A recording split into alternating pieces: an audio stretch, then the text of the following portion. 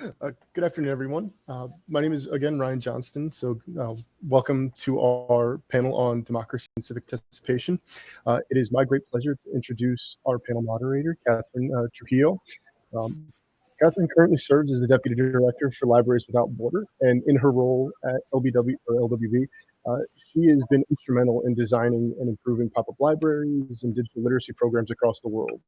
And before coming to Libraries Without Borders, Catherine served as an Operation Hope Fellow, where she had led financial empowerment workshops for victims of domestic violence. And she also campaigned for federal funding for early childhood education for low income families at the National Head Start Association. One of the last things that I'll mention is that while working at the White House, Catherine helped plan and execute the first ever White House National Convening on Immigrant and Refugee Integration. All of that is to say that there is certainly no one better here to lead our discussion on how broadband is an essential tool to include people from all walks of life in our democratic and civic processes. So with that, I'll turn it over to you, Kat. Thanks, Ryan. And hello, everyone, and thank you for joining our panel presentation today on democracy and civic participation. It's my distinct pleasure to introduce three amazing panelists who are working to ensure that more people are able to participate in the democratic process.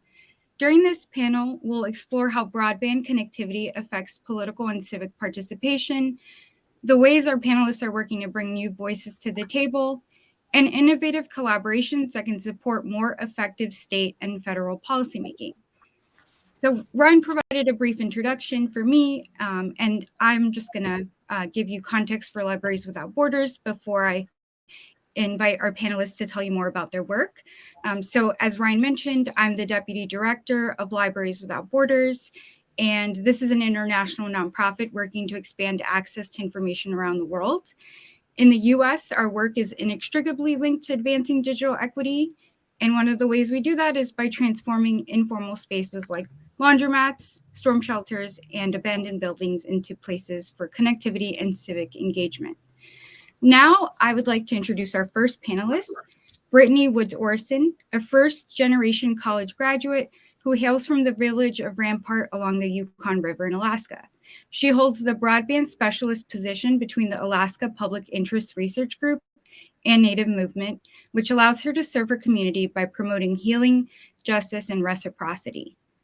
The next panelist is Commissioner Greg Puckett, a native Southern West Virginian who is known throughout Mercer County for his steadfast dedication to the arts, community development, and prevention efforts. For years, Commissioner Puckett has worked diligently to promote community revitalization and conservation initiatives.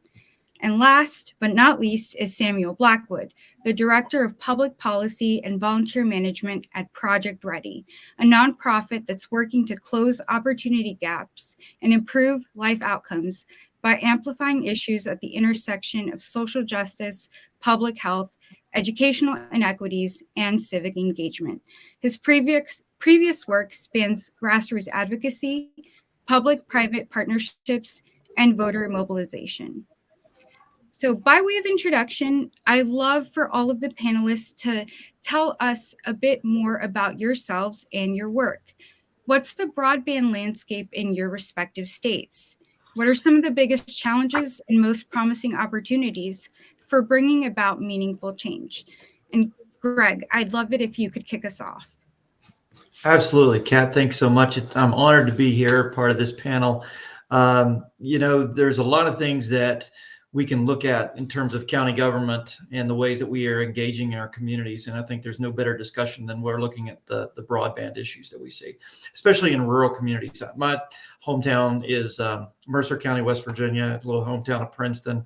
And I can tell you that during the pandemic, we saw a lot of public health issues, but we saw a lot of mental health issues. And it was really because of that lack of connectivity to the most rural places within my area. And I think, if you're talking about civic engagement, connectivity, basic needs, broadband is a basic need. This is not something that is on the back burner anymore. We've learned more in the last 20 months than we learned in the 20 years prior. And I think when you start seeing kids that are, having to transport themselves to connect with a school bus that runs out just in the little areas that they see, just to connect so they can do their schoolwork. We know we've got issues in our community. So, and the other thing I want to talk about, from an elected official standpoint, I'm involved in two major national organizations. One is the National Association of Counties, who is a really strong advocate for community connectivity across the landscape. And by way of that, I'm also chair of the Rural Action Committee, Rural Action Caucus. And this caucus really focuses on 70% of the United States population. And its basic need is that the highway infrastructure that we see today is not roads and bridges, although those are important. The highway structure that we see is connectivity through broadband. And so you can take all the politics out. We're not red, we're not blue. We're a mix of purple and everything in between when you start talking about needing to connect. And when you talk about people that are on, they're out there doing these grassroots efforts, the way that they can connect with their local officials is by saying, look, these are needs, and how can you help us get the means to an end? For me, it's continual advocacy. It's really looking at the local conditions and really focusing on, how we can bring people to the table through local community coalitions. We know that if we've got all sectors of the community that are engaged in the process, we know we're going to be successful. We determine if we've got some local capacity, we plan strategies, and we implement those to achieve our outcomes. And I think that's what, for the people that are listening on here, that's really all about how you can connect to an issue that's so important to us. And if you're looking to overcome the political discourse, first of all, you got to get on a baseline with your public officials. And you do that by factual data. And we know that broadband is one of those things that is a unifier. It is not something that we have to argue about. We could all agree that it's essential. And so I think from a standpoint of being an elected official, understanding how to work across the community divide, understanding how to put politics aside, understanding how to come together on that common denominator really makes broadband the major issue that we see. So for me, I kind of just close and then we'll open it up, for questions down the line. But, there's no political factor, in my opinion, more greater than the connectivity. And so focus on that, focus on, where you are, get your data. And also I'll throw, if you go to, there's an app that you can download. It is part of the National Association of Counties. It's called Test It. And if you haven't done this today, make sure you please do. Download the app on, any of your app download sites. Use it, because no matter where you are, you can test your connectivity at that location. And so I encourage you to do that. That way that we always have the most current data on where the problems are in the communities. And just thank you again for the opportunity. I look forward to any questions down the line. Thank you so much, Greg. And it's always good to be reminded about working across the divide. Brittany, I'll pass it over to you. Hello, thank you everyone for listening in. Brittany, I'm from Rampart, Alaska. I grew up in a remote community, no running water, no hospital, no store. The school shut down when I was a child, so my family had to move to the city. And with that said, Alaska is a really extreme place. We're the biggest state, a third of the continental US. We have one of the smallest populations. And the remoteness, there's communities that are anywhere from 30 to 4 hours away from a hospital. So when we're thinking about broadband there, it's like the cost, the short construction season. And I'm looking at this through a mostly tribal viewpoint, because those are the communities in Alaska who are the most unserved. And on top of that, with having some of the worst broadband in the nation, anywhere from like 60-80% people having access to that level of broadband, there are communities being asked and being told to pay anywhere from $200 to $1,000 when these are low income communities. So the issues pile on top of each other, and my hope with this and the excitement I see is in 2020 there was the Federal Communications Commission opened up a window for tribes who own their own license, and I just explain it as the river in the sky. It's what you need to own to have your own network. And Alaska has most of those licenses. And so if you look at the map, it's a significant part of the state. And historically, we just have been discriminated against and not have been given our resources. And so with the Spectrum license and collaborations, I'm really excited and hopeful in coalition building, consortiums. I'm reaching out to people throughout the state And broadband is just like the ticket to it all. We have issues in our education system and having to bring people out of state. We have the possibility of people being able to stay home and have telemedicine, telehealth. And also something that is like I keep on my thoughts is 80% of our economy is in the oil. And so that's just not a sustainable system in general to be dependent on one. So I'm really hopeful that one day people like me will have the autonomy to like stay home and work remotely and be able to access all their basic needs. And that's a good start. Thank you, Brittany. Thank you. And finally, Sam, could you tell us a bit about your work? Yeah. So first, thank you so much for having me here. It's an honor to work, to be able to speak on a panel with such dedicated public servants. I started at Project Ready about a year ago. And when I first came into the organization, doing my due diligence, I came to try and understand what we have done so far in a number of different issues. And Project Ready for quite some time now has been addressing the digital divide and advocating and raising awareness around the digital divide throughout in the city where it's based in Newark, but also throughout the state of New Jersey. And during the pandemic, like many community-based organizations, we handed out MiFi hotspots, we handed out laptops, and a lot of the other short-term solutions to the problem. But when I first got to the organization, I was intent on having a conversation with community members. And in every conversation that I had, people continuously brought up the fact that despite many organizations handing out MiFi hotspots and all these other and these short-term resources, they still had trouble connecting. And I realized that we need to have a more permanent solution to this problem. So we conducted a body of research that outlined the problem throughout the city of Newark, but also we expanded on that research to outline the problem throughout the state of New Jersey. And despite New Jersey being one of the leading states in the nation for broadband infrastructure, so many people still had a difficulty accessing it. And what we found was that it's an affordability problem. And that's the problem that our organization is intent on focusing upon. And the challenge with that is that it's a solution that requires the buy-in of people at all levels of government, municipalities, statewide government, but it also requires the collaborative efforts with providers as well, and making sure that that when we're thinking about costs, we're also thinking about equity.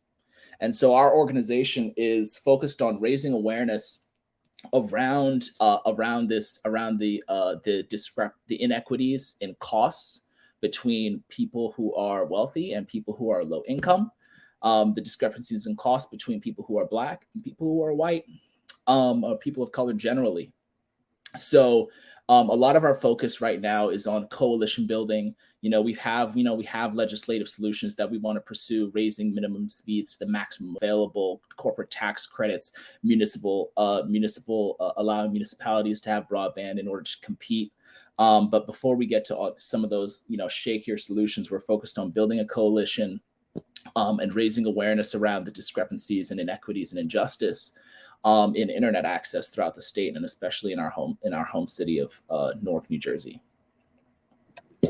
Thank you, Sam. And that actually dovetails really nicely with the next question that I have for you all, which is, we know that broadband connectivity doesn't care about borders. It doesn't care about political affiliations. So can you each tell me how you're reaching across county and state lines or working to build bridges between local governments, anchor institutions, and everyday citizens? And actually, I want to do reverse. So starting with you, Sam, if you could talk a little bit about how you're building those coalitions and collaborations. Yeah, the first thing that we did when we started tackling this work was reach out to community partners, people who had been who'd tried to tackle this issue before, and figure out. For me, it was important because I didn't want to recreate the wheel. I wanted to see what we'd done to tackle this issue in the city of Newark before, and there were several organizations that had done so. But our primary partner, the Newark Trust for Education, had made some substantive. Had taken some pretty good steps towards solving the problem. And so we reached out to them to learn a little bit more about what they'd already done, and they'd had tried having conversation with providers in the past. They didn't really go anywhere, and so we thought, we need to better understand the problem, which is why we conducted the research that we did. But also in order to ensure that politicians paid attention to this issue, we needed to make sure that we had the data to back it up. So we not only did we conduct the research that outlined the fact that nowhere in Newark is the average download speed necessary for a household of 4, and in Newark the problem is a household problem. And so we thought, that kind of data coupled with some polling that we've done, which states that 82% of Newark families do not have access to quality internet. We felt that those data points, in addition to others, are critical in helping us build a coalition, not just between other organizations and ourselves, but also between ourselves and the municipalities and municipal leaders, but also statewide leaders as well. So, I've mentioned the mayor of Newark as somebody that we're going after, but we're also working with state senators as well. And we, as a community-based organization, we operate as a voice for our community members, whereas our coalition partners, our political coalition partners, operate as the helpful decision makers and helping us identify how we can some of the legislative solutions that we can go after, but also be able to utilize their convening power as to bring these providers to the table. So yeah. Thanks, Sam. And passing it over to Greg or Brittany, either of you want to jump in with your take on collaborations? I could start. So I'm also pretty new to this work. I'm only going into my 8th month of doing this, and this is the first time both my organizations actually collaborated before I joined, and they both seen the need because in Alaska, a lot of people wear a lot of hats, they do a lot of things, and so everyone's spread thin. And that's the privilege of my job, is being able to focus. And the only parameters they gave me was educating consumers, creating a network of advocates, and influencing policy through this. And so when I first started, I looked at what was in the state, like what nonprofits, who was working on this. And when that quickly, I didn't find much, I started reaching out at the national level and reading through entire websites and seeing what other people were doing and reaching out to them, being like, hey, this is what I want to do. I'm in Alaska. These are the issues. And in that, interestingly, when you zoom out, people would redirect me to other advocates within the state. And I started using different social media platforms to talk about my work and show how I'm doing it, because also I started attending legislator meetings for the first time and constantly advocating for bringing in the voices of the unserved. And their service is so bad, a lot of these communities barely can open emails, or they have to go sit outside tribal council buildings or schools, which is even my own experience out in the village, you have to do that. And so it's really meeting the consumer. And I've talked with a lot of consortiums. And so my next step in the few weeks is starting to call people and be like, what are you doing? And hopefully being inspired by what has been done in Hawaii. They have a thing called the Broadband Hui, where they call once a week, and just bringing more people in the conversation and making people comfortable to be in this space and welcoming. So I'm just kind of navigating that, and I'm really happy to be in this field because everyone I've connected with is just community minded, community driven, and it's also the more you work together, the easier the work is and whatnot. Thanks, Brittany. And Greg, I'd really love to hear your take, especially as an elected official. I know you don't like the term politician, but as an advocate, what is your take on this? You stole my line.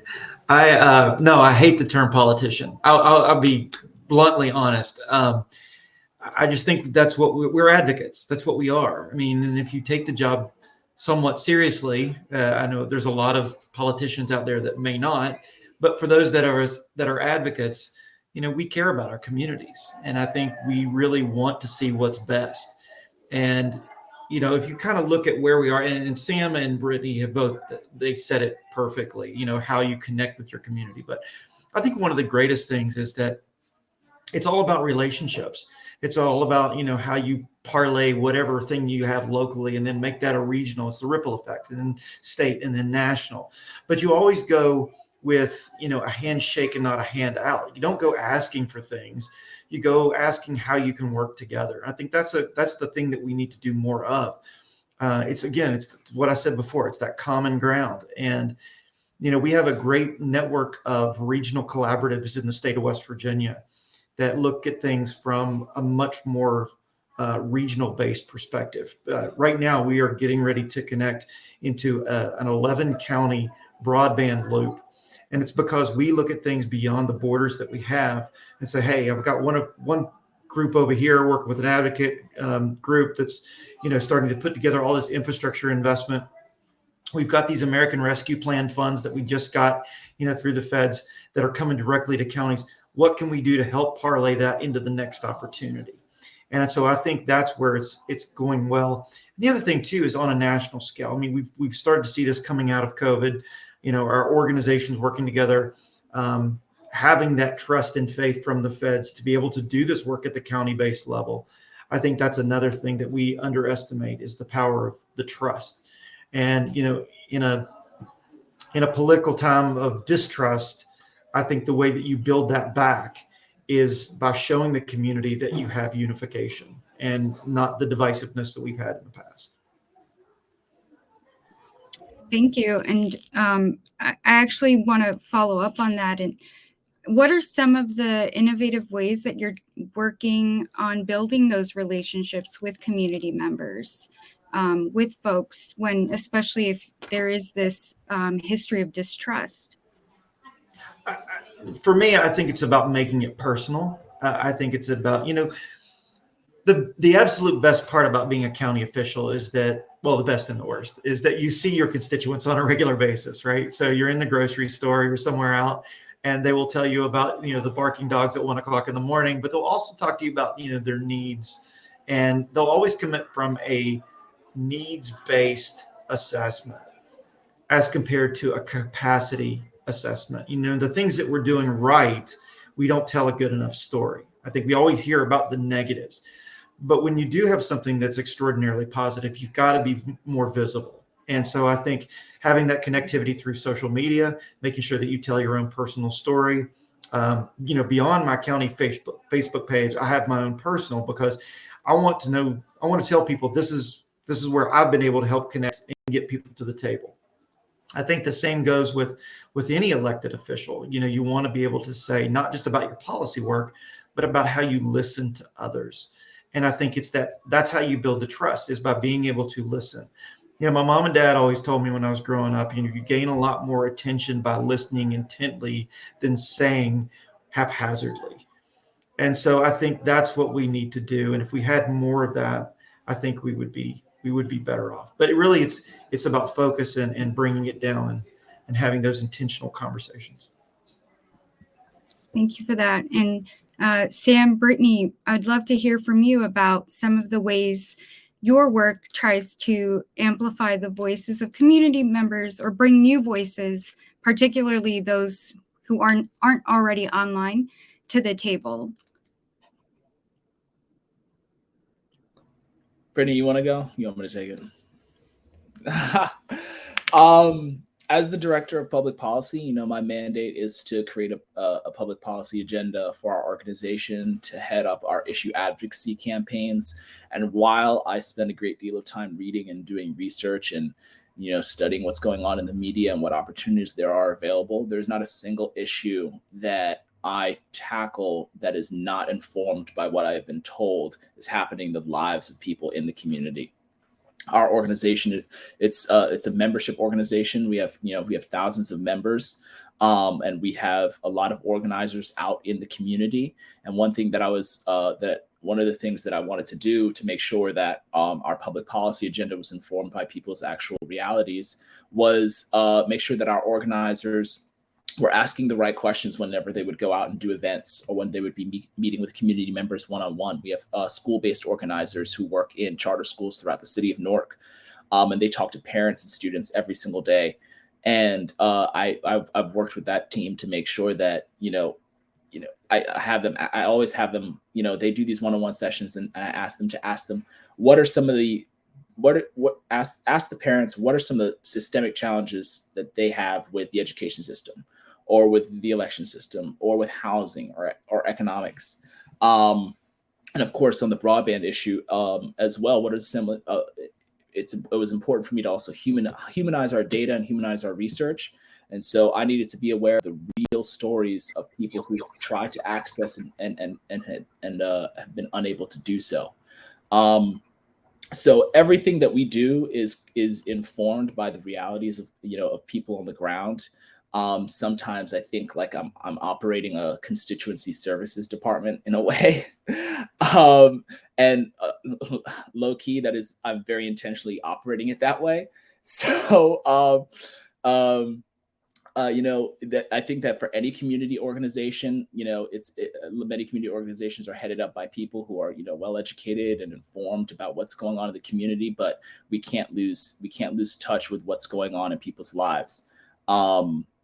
And we need to make sure, and the way that we keep that contact with the community and the way that we ensure that the community has trust in us is if we are actually tackling the issues that they are dealing with day to day. Thanks, Sam. And Brittany, what are some of the ways that you try to bring in community voices through your work and ensure that those different perspectives are represented? I really see myself as a storyteller with that because I'm doing my due diligence by really understanding kind of like what options do we have in Alaska and who can we trust and work with, and asking people to tell me their experience and make them feel comfortable, and like understanding that, this is becoming a human rights issue. It is unjust to not be connected and have access to resources in this way. And so I'm gathering these stories and I'm connecting people and also like telling our story because a lot people really don't know what it's like in Alaska and the struggle and so one of the communities that I have been connected with is Akiak in Alaska, and they're one of the first communities in the world to use the LEO satellites. And the Alaskan kindness has a really high level. It's a really tough state to live in, and we really have to depend on each other. And they're barely setting up this system, and they're working out the issues and making sure it's continuous connectivity.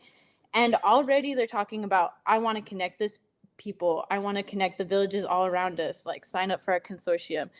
And so I see myself as the one that's finding out who's in the state and kind of being the glue to these people and be like, hey, do you know that these people are working on this, and have you talked to them?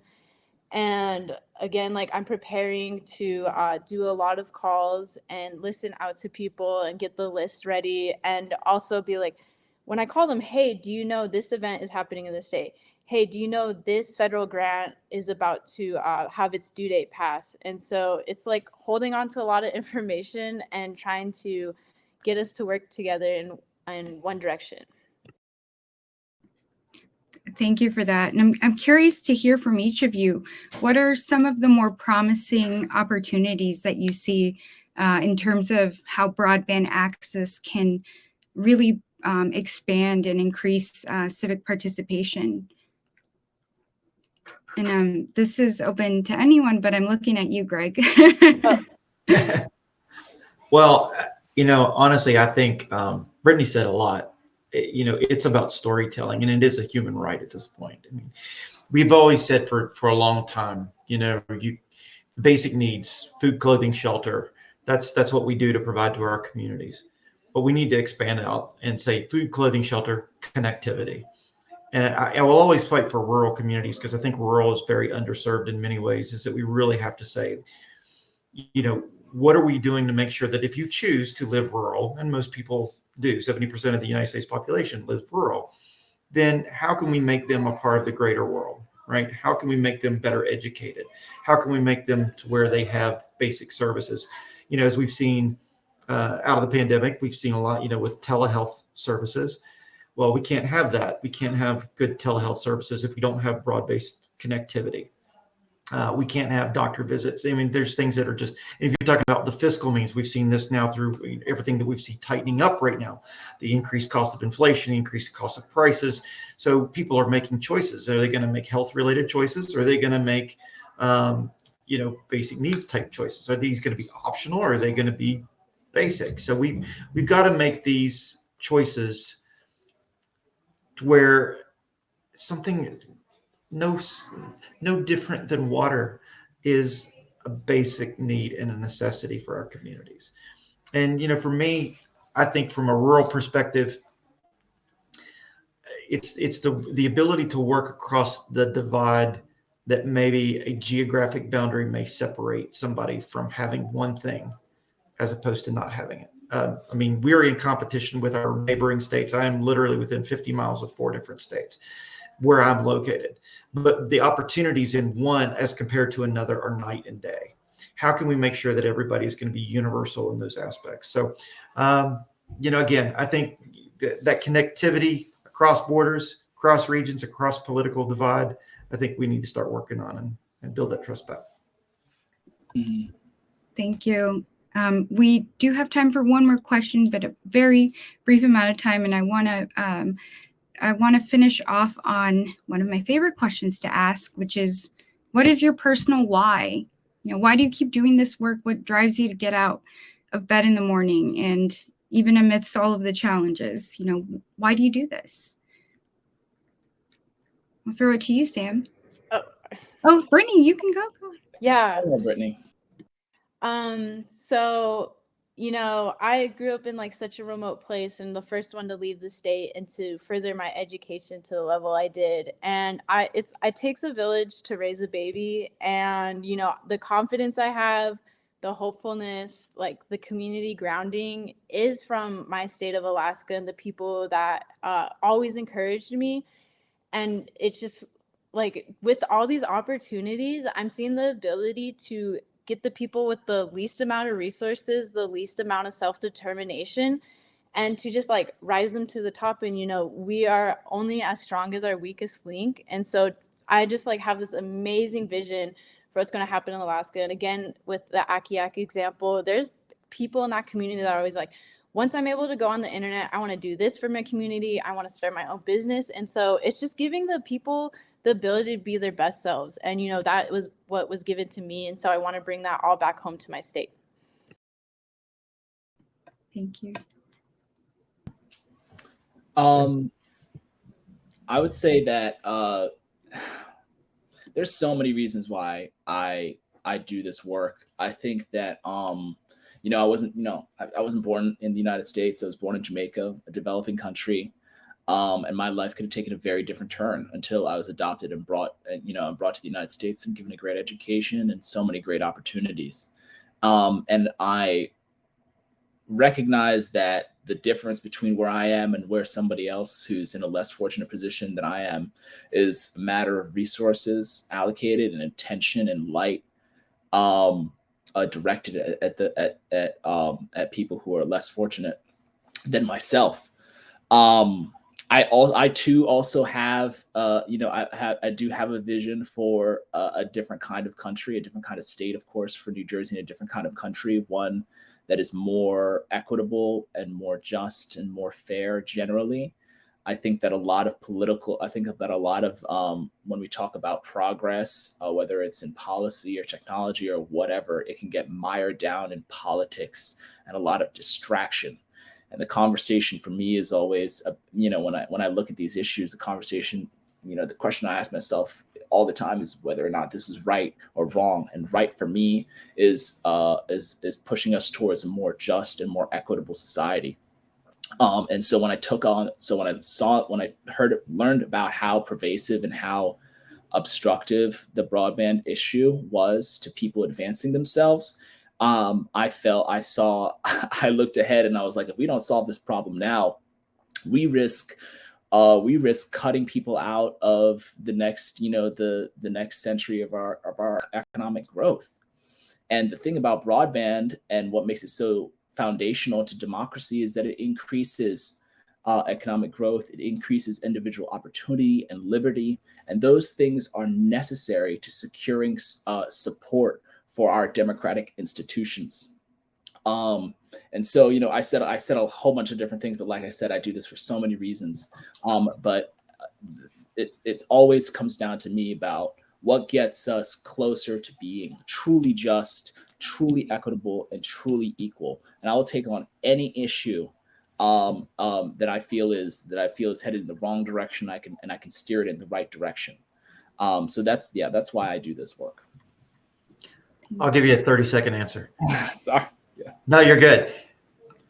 I do it for people that are on this panel, and I do it for people that are on this call, and I do it for my community because I believe it's the right thing to do. I don't think that it's easy. I think the challenging things are the ones that are the most rewarding, because at the end of the day, if you can move that mountain and you can leave a legacy behind, then you've done something with your life.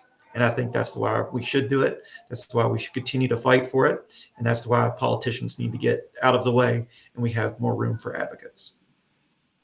Oh, I couldn't have said it better than the three of you. Thank you so much. That brings us to the end of our panel. A big thank you to the audience for your time and our panelists, and of course, NCC for facilitating this important discussion. Thank you all very much. Kat, I just want to interject and say that I can't be more excited about how this panel turned out. This ended up definitely being a love fest. That was a great closing to the day. There were so many tidbits that I actually wrote down in my notebook, but specifically, Samuel, thank you for sharing your stories. Greg, I am constantly, like you said, so many different things, but thank you for reminding us to see this in a different light and to remind us that this is not a partisan issue. This is about making sure that people have what they need. And Brittany, I have already posted a tweet about some of the things that you said that I hope that you might be the first in your community to leave. But the day that you want to join Next Century Cities and fight on our side, you are welcome. So there is a place for you here.